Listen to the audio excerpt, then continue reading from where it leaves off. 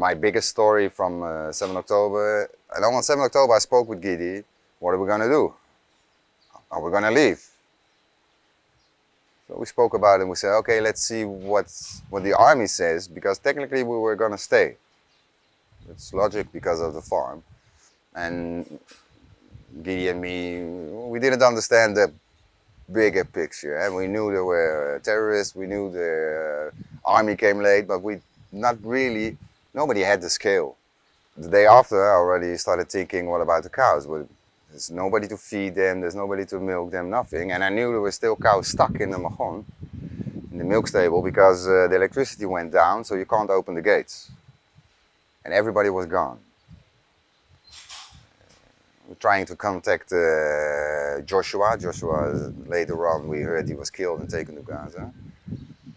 So by the time it was the 10th of October, I decided to drive back to the kibbutz.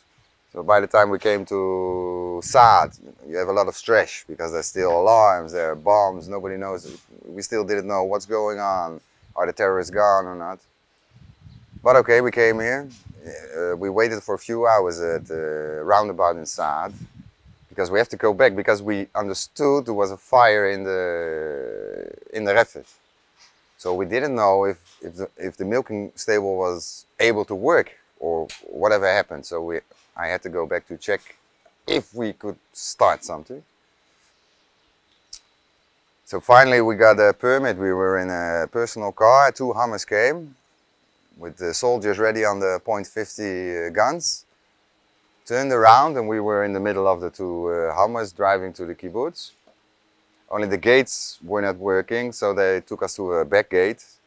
So we entered the kibbutz between the military, and as we entered the kibbutz there was everything. There was tanks and soldiers, and also at the office there were dead terrorists lying around.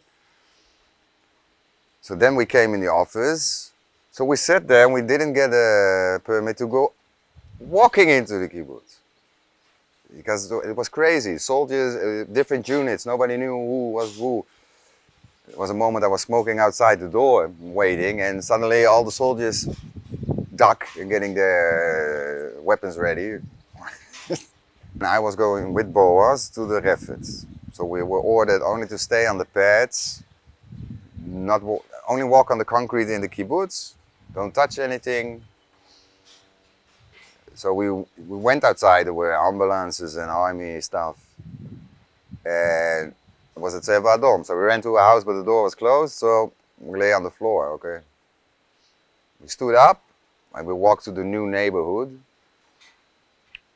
And because you were also here on 7 October, your whole brain is kind of still in a shock mode. So it was like a movie. There were grenades lying on the floor everywhere. I passed a house there from somebody of the Kibbutz Revivo. There were 2 dead terrorists, one with an RPG on his back. And there were gunshots everywhere. And because of the kibbutz, you can't hear where it's coming from. You don't understand who is shooting at who. Are they coming to us? Is it close? Is it far? So it was really crazy. By the time we came here to where the noise is working, we were handed over to another group of military. We were walking around 6 or 7 soldiers all the time. They were on front and back and everything.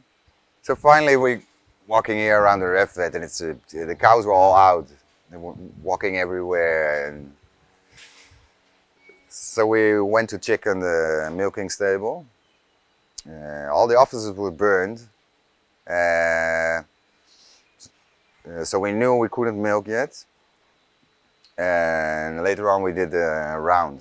Okay, everything was open, all the cows were out, the babies were out.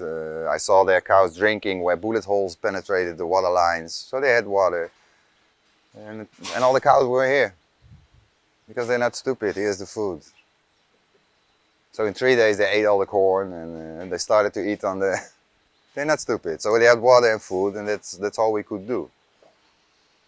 So after that, I convinced the soldiers to walk by my house because my dog ran out. When the soldiers entered our house at 7 October, my dog split. And the moment I was walking up front because they didn't know the way, so it was a little...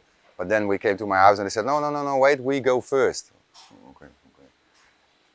They split because my dog was running out of the house, so she stayed there. So I took my dog. And we went back to the offices.